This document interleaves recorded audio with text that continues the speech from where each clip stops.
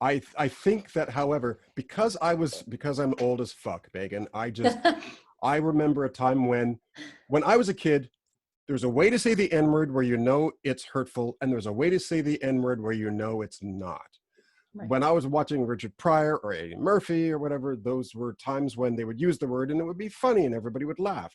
And there were times when, walking down the street, some kid decides to call me the N-word, and I know that they're not trying to be friendly.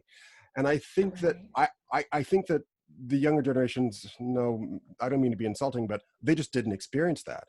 They didn't experience, I think the younger generations, just hearing the word is just offensive.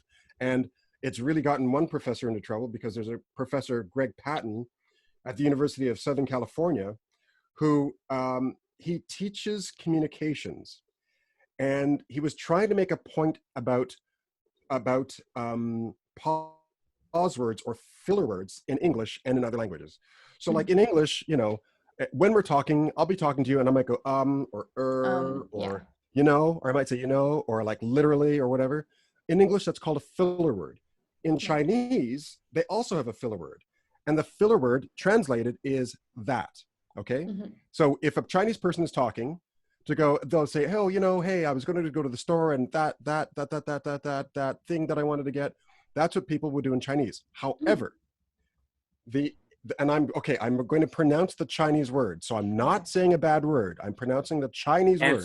Canceled. I'm not, don't He's cancel. Not going to do it. You're not going to do it well. Is this one of those French word for seal? Is this what? This is what I was going to talk about after. Are we going to have music while you do this? Exactly, I know. And I listened to it very carefully, and what I might do is I might play the professor saying it. But in Chinese, it sounds like this: nega, nega, nega. Bum, bum, bum. That's what the Chinese pronunciation of that is. And he was fired. Oh, man, gone. Really? And I'm like, I don't agree with that.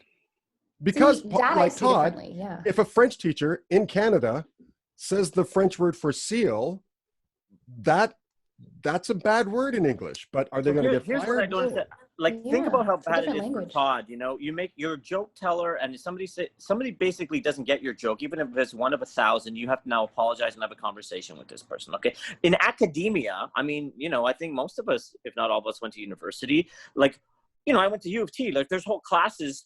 But I remember we had whole classes where we were debating abortion. Like, that's the class. And like literally it's like the philosophy of medicine is what it was called. And everyone's giving their varied opinion about abortion. I mean, I can't imagine a more contentious issue. And it was, you know, calm and interesting. You hear the different perspectives.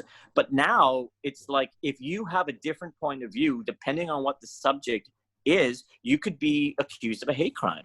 So how can you conduct your class? This is where I disagree with what's being said. People have always disagreed. It's just the media cycles that we have today find it very profitable to present very specific points of view. And they're not broad perspectives. It's like, oh, hey, hitting news. This person or these people. There's a guy getting fired. Because of the news cycle. Right. It's getting fired because it has become huge news. No, he's getting fired because his students want him fired. He's getting fired because his students said, we want this guy gone. I think then what becomes interesting for me is, what did they think? What was the context that he used the word in? And what was the subtext? If you have a lot of ers, and this is culturally specific, so based on your native language, like in China, the common word is that. So in China, it might be nega. So there's different words that you'll hear in different countries, but they're vocal disfluencies. It's saying that, Two things. One is you can put a pause in between your ideas. So you go A, B, C, D. Because I know what, white guy? Was this a white guy teaching? Yes. Yeah. I should be offended that he's speaking Cantonese or Mandarin. I should be offended that you said he spoke Chinese when that's not a language. It's Cantonese or Mandarin, right? So it's like, but Megan should be offended because I'm speaking over her and I'm a man, and how dare I? Like, we all have a card to play. Right. Todd can be like, oh, well, I'm a piece of shit. Like, don't we get a voice? You know?